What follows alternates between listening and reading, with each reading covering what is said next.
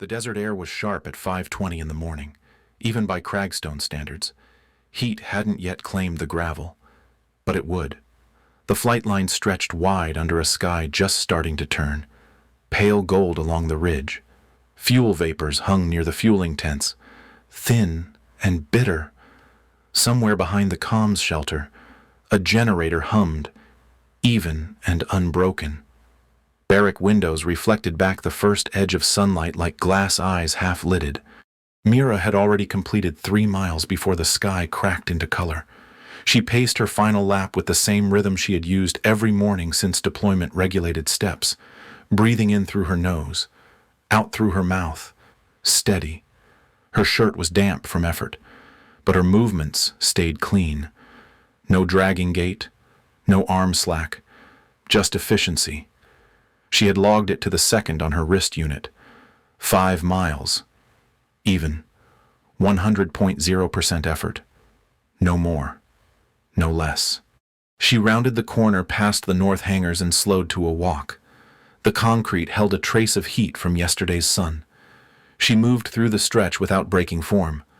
Posture aligned. Eyes forward. Her braid was tight. The same as always. Tucked and secured against her collar. Nothing out of place.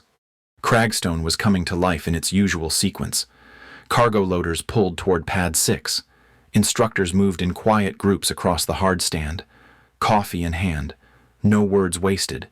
She passed 2 airmen walking opposite, and they nodded without speaking. She nodded back.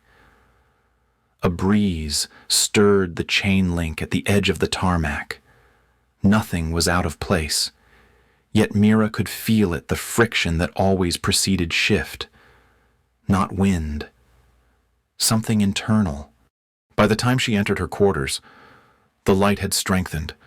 Her uniform was already laid out, every edge flat, every badge secured. The rank on her collar gleamed from a recent polish, though she hadn't touched it since the last field rotation. She showered fast, pulled on her uniform with practiced tension, and checked the flight checklist folded in her left thigh pocket. It was habit. She didn't need it. She had it memorized. On her small desk, half covered by a folded towel, sat a laminated systems overlay for the Apache target mapping interface. No one had issued it to her. She had requested it from a contractor last year and kept it out of sight. She tapped the edge once, then let it be. Her briefing was set for 0800. She still had time to skim the data reports. The flagged anomalies from the previous week's drone strikes were small on paper, but they scraped her instincts the wrong way. One loop had run 38 seconds late. One response cycle had tripled in length for no logged reason. On their own, nothing. But together, they bent the pattern. Jordan, Turkey, same operators, same code scaffold. She ran the data again on her portable, watching the visual overlay pulse once, then steady. She leaned forward, narrowing her focus. That was when the message pinged. She was requested in command immediately. No further details. The air inside headquarters felt unusually still when she arrived. The walls were painted a neutral beige, and the lighting cast no shadows. She passed a young private at the entry desk who didn't meet her eyes. The hallway beyond was empty. Her boots hit the tile with a sound that felt louder than it should have. When she reached the briefing room, the door was already open. Inside sat Colonel Drew, hands folded on the table. To his left stood General Sloan, upright, unreadable. A third man waited near the window, his arms crossed. Civilian clothes, federal-grade shoes, no insignia. No one gestured for her to sit. Colonel Drew began without looking up. His voice was clipped and direct. "You are here to receive formal notice of discharge from military service, effective immediately." Mira didn't move. She didn't blink. She waited. Sloan spoke next. "You are to surrender your credentials and service weapon. Your access is revoked as of this morning. Your discharge is classified under national security protocol. No further details will be provided." She felt no heat rise in her face. Her hands stayed at her sides. Still, A silence opened in her chest, not confusion, not disbelief, just hollow recognition. With respect, she said, "This doesn't reflect any issue in my record or conduct. I am owed an explanation." The civilian didn't turn. His voice was smooth, the kind that had never commanded a squadron. "You are owed only the terms listed. Your access to restricted systems has already been cut. You are no longer attached to any active unit." Mira stepped forward, reached slowly into her uniform pocket, and removed her identification card. She set it on the table. Her fingers released it cleanly. Then she unhooked her sidearm, cleared the chamber in full view, and laid it beside the card. The gunmetal rested quiet against the wood surface. Sloane took one step forward, then paused. "That will be all, Ms. Mira. Not Chief Warrant, not officer, just Ms." She nodded once, turned on her heel, and left the room. Outside, the hallway looked the same, but it felt smaller now. Every fluorescent light hummed just slightly louder. She walked past the entry desk again, but this time the private didn't lift his head. In the open air, the base had begun to warm. A pair of instructors joked near the fueling station, their laughter distant and indistinct. Mira didn't look over. She moved past the motor pool and toward her quarters. She packed with efficiency, the same way she had done 100 times before during transit deployments. Her duffel fit everything with room to spare. She left behind one patch, pinned to the corner of the bunk her old training flight emblem. There was no space left for sentiment. Before leaving, she paused once by her desk. The Apache system map still sat under the towel's edge. She slid it fully underneath and pressed the towel flat. Then she stood, straightened her shoulders, and walked to the door. When she stepped outside, the sun had risen fully above the ridgeline. It poured down over the flight line, over the hangars, over the hard earth beneath her boots. She adjusted the strap of her duffel, now slung over one shoulder, and looked straight ahead. Her rank was gone, her title erased, her future unreadable. She walked into the light anyway. The wind had picked up by late afternoon, dry currents sweeping across the open gravel near the southern boundary of Cragstone. Dust lifted in quiet spirals between the rows of utility trailers and antenna towers. Shadows stretched long over the concrete. The light had shifted from silver to orange, low and cutting. Mira walked with the sun behind her, one duffel slung across her back, her eyes forward, her posture unchanged. She passed the admin wing where her name had once appeared on the rotation board beside the flight schedule. The space where it used to be was now blank. Someone had erased it already. Her badge no longer scanned at the gate, not even to log her exit. She hadn't tried it, but she could feel it in the silence of the guards who glanced up, then quickly looked away. 2 specialists stood outside the comms trailer, sipping from plastic cups. One of them murmured something when she passed. The other tilted his head slightly, curious, but didn't speak. She didn't respond. Her boots moved steadily over the gravel, each step placed with silent deliberation. The breeze kicked at the edge of her pant leg. No one called her name.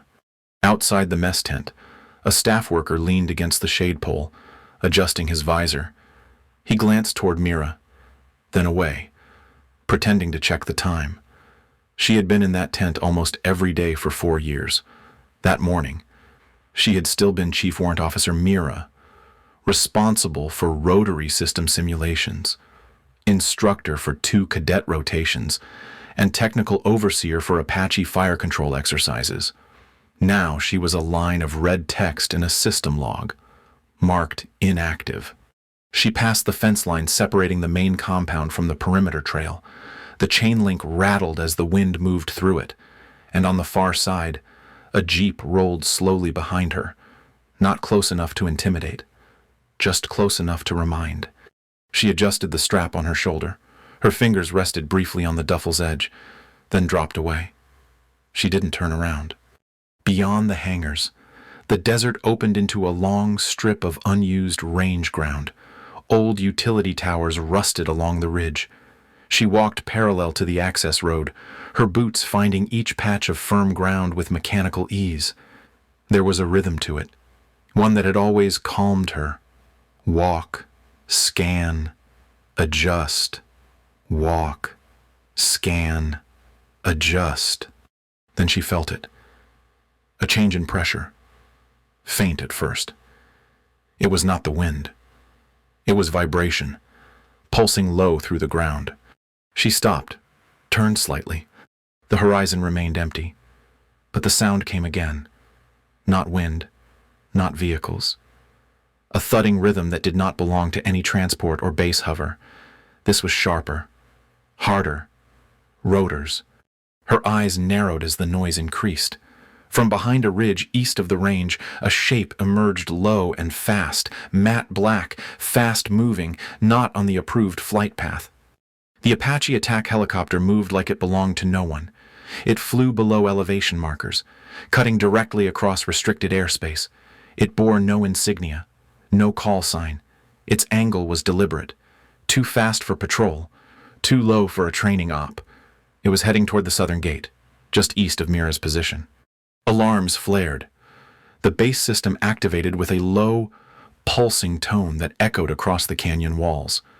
Security teams emerged from the motor pool, weapons shouldered, heading toward the south road. One shouted something into a comms unit. Another raised binoculars from a tower platform, tracking the incoming aircraft with wide eyes. Mira dropped her duffel and moved behind a rusted junction box near the perimeter trail. Not to hide, to evaluate. Her mind ran assessments automatically, just like it had in every Overwatch review briefing she had ever led. The Apache circled once. Then it slowed. It hovered, just beyond the fence line, 30 meters from where Mira stood. It held position.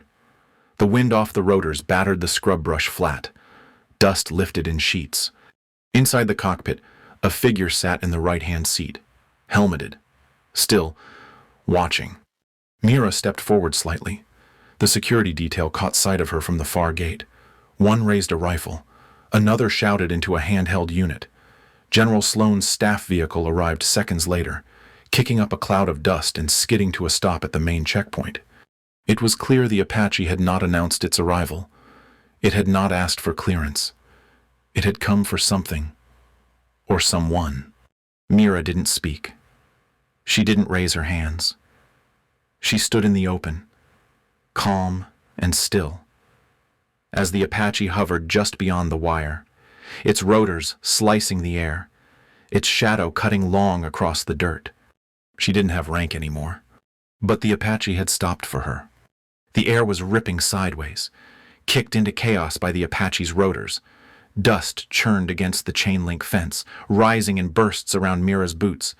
She didn't move. The helicopter hovered just beyond the barrier, its nose tilted slightly forward, holding its position like a beast held back by a leash. Mira squinted into the cockpit, trying to see through the haze of grit and sun glare. The pilot turned his head slightly. Through the gold-tinted visor, she saw a profile she had once memorized without effort. It struck her like a physical jolt. Rafe. He had died 3 years ago. At least, that's what the report said. His Apache had gone down during a nighttime Overwatch flight in the Jordanian corridor. Enemy fire, they claimed. Body unrecoverable. The funeral had been held without remains. Mira had been there. She had folded the ceremony flag with her own hands. Now he sat 10 feet off the ground, alive, helmeted, calm, staring right at her. Movement at the edge of the range snapped her attention. 2 armored vehicles came in fast from the main motor pool. The lead jeep braked hard, flinging gravel toward the perimeter gate. General Sloan stepped out first. His uniform collar gleamed. Behind him, Colonel Drew adjusted his belt and said something into a handheld transmitter. Both men looked toward Mira, then toward the Apache. Armed MPs began taking positions along the fence. Rifles stayed down, but only just. One shouted at her to stand clear. Mira didn't respond. Her hands rose slowly, palms forward, just enough to signal she wasn't armed. The helicopter didn't move. A small side hatch on the Apache slid open. The door gunner leaned out, faceless under the blast helmet, and aimed a device toward the fence. It was long, black, and bracket-shaped. Not a weapon, a directional scanner. A chirp sounded from Sloane's hip. He reached down and pulled out his encrypted field communicator. Mira had seen that model before. It only received one type of call. He answered. His body posture changed within seconds. Drew looked over sharply, clearly waiting for a reaction. Sloane didn't speak. His face shifted slowly from tension to something Mira couldn't read. Not relief, not anger. Calculation. Maybe. A corner turned. He ended the call and looked at Mira. "There's been a correction," he said. His voice was too calm now, almost rehearsed. "You're needed elsewhere." It was not a request. It was not regret. It was theater. He lifted his hand and saluted. Regulation precise. No sarcasm. No smirk. Just a crisp salute to a woman no longer in uniform. Mira held his gaze for a long second. Then she lowered her hands, picked up her duffel, and walked to the gate. A technician was already unlocking the maintenance latch. 2 MPs stood nearby, uncertain. One started to speak, but Mira moved past without pause. No one stopped her. She stepped through the gate. The rotor wash slammed into her, pressing her hair flat against her shoulders. The Apache dipped just enough for the side runner to match her height. She reached up. A gloved hand grabbed hers and pulled her inside with mechanical efficiency. The door shut hard behind her. The roar dimmed as the interior sealed. She clipped into the nearest harness, fingers moving without hesitation. The weight of the duffel pressed against her calf. Across from her, the pilot pulled off his helmet. The face beneath it was Rafe. He looked older. There were streaks of silver in his beard now, and a long scar above his right brow. But the eyes were the same. "We had to pull you fast," he said, his voice half lost in the engine rumble. "You were too close." Mira didn't answer. She was still watching him, mind racing to fit this reality into the one she'd lived with for 3 years. Rafe turned slightly, tapping the overhead comms unit. A voice crackled in, clearer than expected. "Welcome back, Mira." It was Leah. Mira closed her eyes briefly. That voice she hadn't heard since her last joint assignment with Black Operations 4 years ago. Leah had been her field coordinator for covert analysis tied to Syrian border operations, the kind of work that never made official logs. Mira leaned forward slightly, pressing her back against the bulkhead as the Apache began to climb. Below, the entire base was scrambling, troops scattered in the courtyard, officers clustered near the command shelter. Security teams turned their attention back toward internal positions. Sloane and Drew remained near the fence, unmoving. The aircraft turned sharply, banking toward the west. "We're going off-grid," Rafe said. "Half-hour flight. You'll get the rest there." Mira looked out the side window as Cragstone shrank behind them. The base that had erased her, that had turned her into a suspect without cause, was now a blur of movement and lights growing smaller by the second. She reached for the safety strap, tightened it with a quick pull, then set her hand on the duffel beside her. She had walked out of that place with nothing. No rank, no clearance, no explanation. But someone had called her back. And this time, she was not walking away. She was being carried straight into the part of the story no one else was supposed to see. The desert had gone silent by the time the Apache touched down on a black landing strip that didn't appear on any map. Mira stepped off the skid plate and followed Rafe toward a concrete hatch embedded in a rock face. The cold bit hard through her sleeves. They had climbed to elevation during the flight, and the air up here carried no warmth. Above them, stars hung low and sharp. No base lights, no perimeter towers. Only red low-glow path beacons that disappeared once they passed the threshold. Inside, the lighting shifted to a soft gray. Smooth walls, no markings, no signage. Mira noticed it immediately. No insignias, no names, not a single flag. The men and women inside wore plain tactical blacks or civilian tech jackets. No one saluted. No one stared. They passed through 2 sealed doors before reaching a wide operations floor filled with monitors and wall-length displays. Data feeds ran in silent vertical columns. Mira caught flashes of satellite loops, long-wave scans, encrypted overlays, and raw drone footage she recognized from recent intel drops. Only this wasn't Air Force Command. This was deeper. Leah stood waiting near a curved panel at the far end of the room. Her presence hadn't changed. Tall, centered, steady under pressure. She didn't smile, just nodded once. "Welcome to Ravine 5, she said. "We're fully dark. No digital footprint. Nothing connects this facility to your former chain of command." Mira crossed her arms, still cold despite the insulation. "You going to tell me why I was erased like a corrupted file?" Leah gestured to the nearest console. "Because you got it right. That's why." The display lit up with a time-stamped overlay from 2 weeks earlier. Mira's flagged drone anomaly sat front and center. The red box around the telemetry code confirmed it. "That wasn't a mistake," Leah continued. "That data was planted." Mira narrowed her eyes. "Bait." Leah nodded. Project Nightingale was activated after 3 forward air ops collapsed within 30 days. Pattern drift was the only thing we could track. Your pattern drift. On another screen, a map appeared with crisscrossing red threads overlaid on a black terrain model. Each line represented a compromised flight corridor. Mira recognized the Western Turkey loop immediately. She had flagged it last Thursday. Rafe stepped in. "You were the only person who saw the overlap before we could..." Leah turned to another monitor. The image shifted to a surveillance capture General Sloan, inside a restricted access terminal room. The timestamp was from 48 hours ago. A line of code pulsed beneath his image.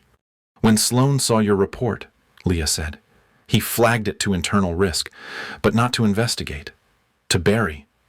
That triggered an old protocol." Mira remembered the moment the orders came down. Her discharge, her credentials revoked without a word. "He used national security clearance to have me cut out." "Exactly," Leah said. "A soft kill, no trial, no inquiry, just removal." Mira's jaw tightened. "It worked." "No," Leah corrected. "It failed, because Rafe was already under." Mira turned to look at him. "I was inserted into the data breach circle after my crash was staged. Rafe said, 'Only 3 people knew. You weren't one of them, but we built part of the trail to run through your sector.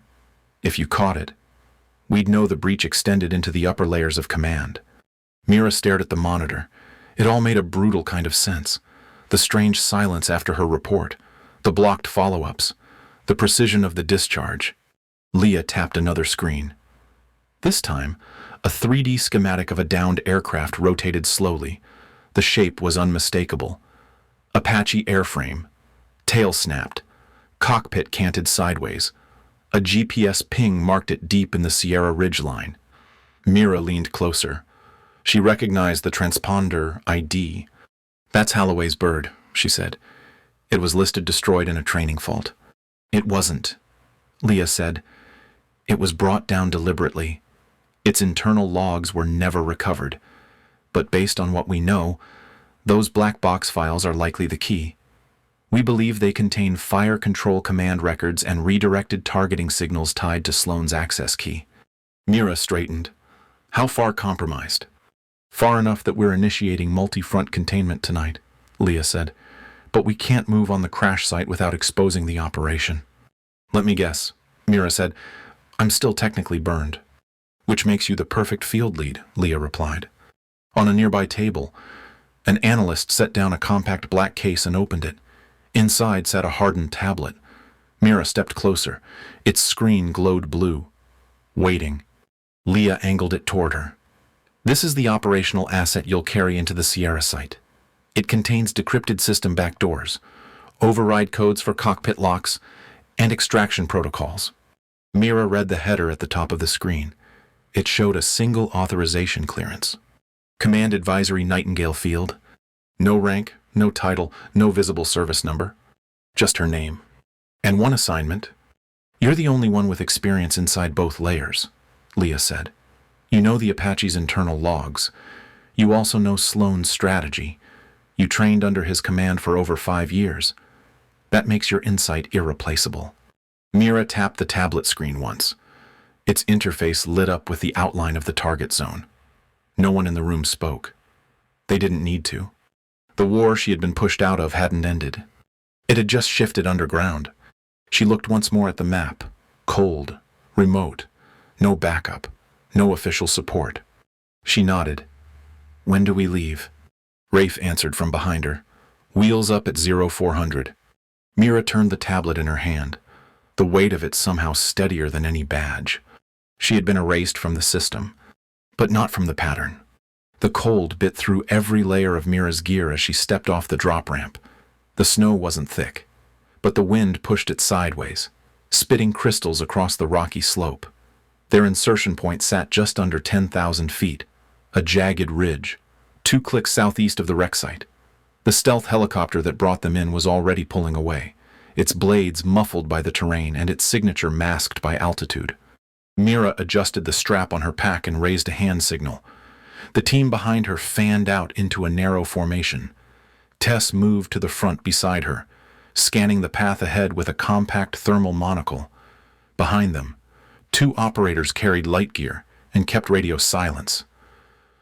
Rafe was airborne already, circling high in the Apache under strict blackout protocols. His IR beacon wouldn't activate unless Mira signaled. Until then, the sky stayed empty. The terrain sloped upward fast. Mira led the ascent with quiet certainty. Her boots found every hold on instinct. She moved like someone who had memorized this type of climb years ago and had never forgotten. Tess followed, her breath rising in short white bursts. She had questioned Mira's place on this team back at staging, had asked Leah why a stripped warrant officer was leading a critical op. Leah hadn't answered. She hadn't needed to. They reached the ridgeline within 20 minutes. Ahead, embedded in a jagged outcrop, lay the broken tail of the Apache. The rest of it was down the slope, nose first, half buried in snow-packed scree. The rotor blades were shattered. The fuselage was cracked wide at the base, but the cockpit frame remained mostly intact. Mira crouched behind a rock shelf and checked the tablet. Its map flickered slightly in the cold, but the signal held. She tapped once and zoomed into the interior layout of the downed aircraft. It's down there, she said without looking at Tess. Cockpit junction panel under the fire control bay. If it's intact, the black box will be inside a titanium cradle below the chair assembly. Tess gave her a sideways glance. You've done this before. Mira didn't answer. She moved. They reached the cockpit within minutes. The angle was sharp. One false step could slide the entire frame loose. Mira lowered herself carefully, using the broken outer casing for support. She unclipped the flashlight from her harness and switched it to red beam. The interior was coated in dust and frost. She found the junction access panel and reached inside. Sensor relays armed, she said, tripwire on the cradle. You touch this wrong. The whole frame dumps its charges. Tess raised a brow. You sure? Positive. This layout matches the B model retrofit used in Sierra Sector last year. I signed off on the post-repair log before they flew it. Mira's fingers moved with deliberate precision. She followed the harness routing by feel. The trick was bypassing the secondary trip loop without disturbing the power bleed. She used the corner of her tool blade to press a thin pin switch below the cradle seam. The relay clicked off. She reached inside and pulled the black box free. It was heavier than it looked. Matte steel. No lights. No screen. Just weight. Data dense and power sealed. Before she could speak, a low crack echoed through the canyon. Tess dropped to a crouch. Movement. South slope. Mira turned toward the sound. Through the edge of her lens, she caught shadows moving fast across the ridge. Not uniformed. Not base gear. Civilian boots. Patternless thermal layers. Hired team. Not friendlies, Mira said. Extraction. Tess keyed her control. This is Field Unit 1. Confirming exfil now. Leah's voice came back tight. No drone cover. Closest air support is 20 out. You're on your own until visual relay reestablishes. Tess looked at Mira. We're not going to outrun them. No, Mira said, but we don't have to. She reached into her coat pocket and pulled a secondary tablet from a protected case. The screen blinked once, then settled into standby mode. She tapped a coded sequence. Overhead, a faint pulse of IR light blinked 3 times in rapid succession. The Apache roared to life. It came in low, cutting between the ridge walls, its tail swinging wide. The hired team scattered under cover. The infrared marker on the Apache's undercarriage began flashing in tight formation. It was a code only a few operators still knew how to read. Mira keyed a separate override into the tablet. The Apache responded instantly. From its undercarriage, 2 flares launched in sequence, breaking the air apart in thunderclaps. The noise shattered the echo field and scattered the approaching team further downslope. Tess stared. How did you trigger countermeasures without a direct uplink? I wrote the emergency bypass protocol 3 years ago. Mira replied. They never changed the code. Tess blinked once, then nodded. No more questions. The Apache dropped a sling line. Mira hooked the black box to her chest harness, secured her pack, and reached for the line. Snow whipped past her face as the rotors kicked the wind into full churn. She climbed fast, boots swinging in space as the bird rose above the canyon floor. Tess came up behind her, slower but steady. Inside the Apache, the noise was deafening. Mira pulled herself through the side door, unclipped the harness, and swung the black box onto the deck beside her. Her braid was wet with snow, her gloves raw from wind chill. She set her headset on, adjusted the mic, and turned. Tess climbed in after her and dropped into a seat. She looked over, breathing hard, then gave a short nod. Respect, quiet, earned. Mira didn't say anything. She didn't need to. Outside, the ridgeline shrank into darkness as the Apache climbed higher, blades biting through wind that now felt like something she could ride straight through. The tactical room at Ravine 5 was quiet except for the hum of the decryption system and the soft click of keys at the analyst station. On the main display, the flight log from the black box streamed across the screen, line by line. Mira watched it scroll, her arms crossed, the weight of the past 24 hours settling into her shoulders like something both heavy and earned. The data confirmed everything. General Sloan, Colonel Drew. 4 other names Mira had seen etched into the command structure at Cragstone and beyond. The logs showed proof of mission rerouting, targeting adjustments, even concealed asset drops that bypassed official oversight, coordinates matched with foreign markers, payments routed through front companies, operational access sold in pieces, small enough to hide, deadly enough to collapse entire regions of control. A second screen flicked on. Surveillance footage showed Sloan being taken into custody outside his private residence near Fort Myers. Drew had been detained in transit at a regional airfield. Others would follow. Their images were silent and small. The consequences playing out somewhere Mira would never need to revisit. Leah stood nearby, still in her Black Ops jacket, hair pulled back in a regulation twist that Mira recognized from years ago. She nodded once toward the screen, then toward Mira. Without that box, she said, we wouldn't have had enough. Mira didn't answer. She didn't need to. The truth was enough. Across the room, Tess leaned against the railing, her arms folded. She had not spoken since they returned. When the last name cleared on the display, she stepped forward, drew herself to attention, and offered a silent salute. Mira returned a subtle nod. Quiet respect had its own language. Leah approached with a small black case. She opened it without ceremony. Inside, nestled in dense foam, was a new identification card. Mira reached down and lifted it. The plastic was matte, the edges squared. No rank, no insignia, just her name and one line beneath it. Command Tactical Liaison Nightingale. This clears you for cross-theater movement and embedded ops, Leah said. You won't appear in any formal records. You're off-chain. Permanent advisory status. So nothing official, Mira said. Nothing the wrong people can corrupt, Leah replied. Behind them, Rafe stepped into the room. His gear was half unzipped, flight gloves tucked in his belt. He walked over and clapped a hand on Mira's shoulder, solid and warm. You brought it home, he said. Mira gave him a half smile, brief and worn. Not sure it ever left, she said. The speaker on the wall chirped once. Leah stepped to the console and keyed it open. A voice came through, low, measured, male. I've reviewed the data, confirmed with joint operations. Your lead was clean. Command authorizes full reinstatement of the asset. It was the director. Mira had never met him. She suspected most operatives never would. His voice faded after the confirmation. That was all. No thanks. No praise. Just acknowledgement. Leah turned back to Mira. You're clear to depart. Next mission briefing is conditional. Until then, you stay dark. Mira nodded once. She pocketed the card and turned toward the exit. Outside, the sky was beginning to glow.